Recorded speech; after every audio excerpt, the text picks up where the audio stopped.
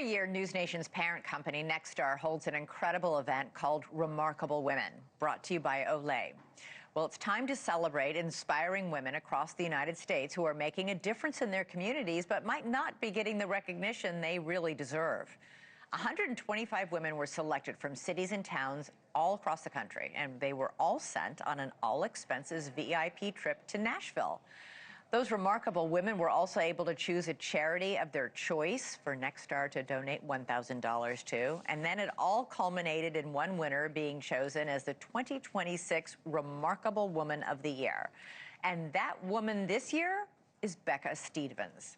After surviving childhood trauma, Stevens turned her experience into a $13 million global movement known as Thistle Farms. Her nonprofit has spent the last 3 decades working to end trafficking and exploitation of women by giving them access to safe living situations, employment, job opportunities, and a lifelong support system.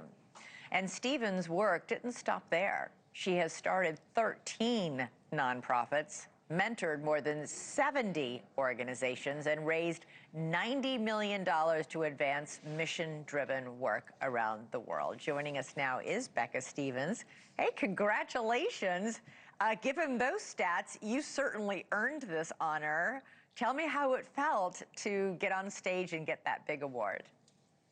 It was really fun. The whole weekend was fun, but the main thing is I feel like it's really great recognition for the community of Thistle Farms, which is my heart and which has helped so many women, but has so much more work to do. So it was almost like a nice pause and celebration in a kind of just a larger passion for my life.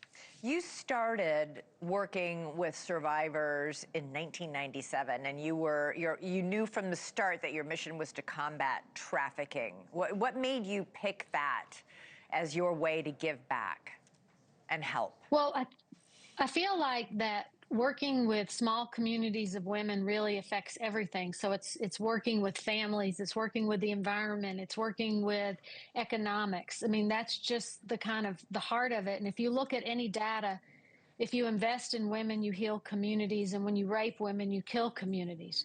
And so for me, given my background and that I had gone through some, pretty traumatic sexual violence as a kid, that I always had a real, connection to women who were on the streets or coming out of incarceration. And I knew when I was in divinity school at Vanderbilt University back in the early 90s, we can do better by women. And so we started with housing in 97, but then we quickly transformed into a bath and body care company that now, sells millions of dollars worth of products all across the country that are high quality and beautiful and life-giving to people that use it and people that make it.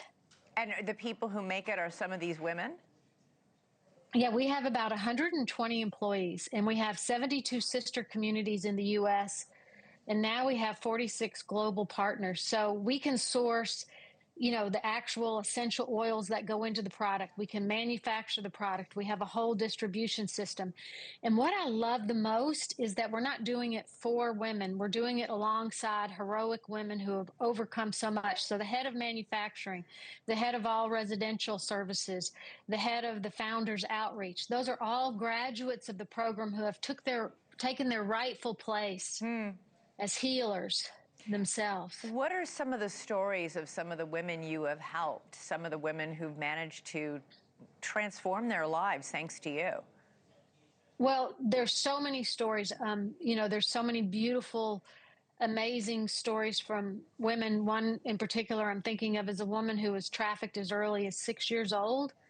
And then she went, after she came into the program and survived breast cancer, she went and got her degree, her undergraduate degree, then a graduate degree. She got married. Her children now are attending her first son is attending college, and she is the director of all the residential services and the national network. I mean, she's, back in 2013, Nicholas Kristof from the New York Times wrote an article about her and said, the mom of the year for what she's done for not just her whole community, but her own family and broken generations of hurt. She's amazing. Becca, you talked about the fact that you had, terrible trauma that you had to overcome as a kid. What helped you? I mean, you weren't there when you were going through it and trying to turn your life around. You ended up going to Vanderbilt, which is one of the most prestigious colleges in the country. How did you come through it? It was always this whole thing that I knew instinctively that community can heal. It's the oldest entity for healing, and community can hurt if it's not a safe community. And for me, I think back on the Episcopal Church women that, I mean, they gave me a scholarship to college. They, gave me purpose through high school. There were so much good things that were happening through that. And there were a lot of people along the way, and I didn't have the added problem. It wasn't somebody in my family, thank God, that did the abuse. And I had people who loved me. My dad had been killed, but my mom was this powerhouse that was Yeah. amazing. And then the last Wow. thing I will say is that I just think everybody needs somebody to say, I'll help you tell your story. And that's what we're trying to do. You're absolutely right. Becca Stevens, you are amazing. Oh, Thank you you're so kind. much. I really appreciate it. Thank you for watching. Subscribe below and download our NewsNation app right now on your phone, and you will get fact-based, unbiased news for all Americans.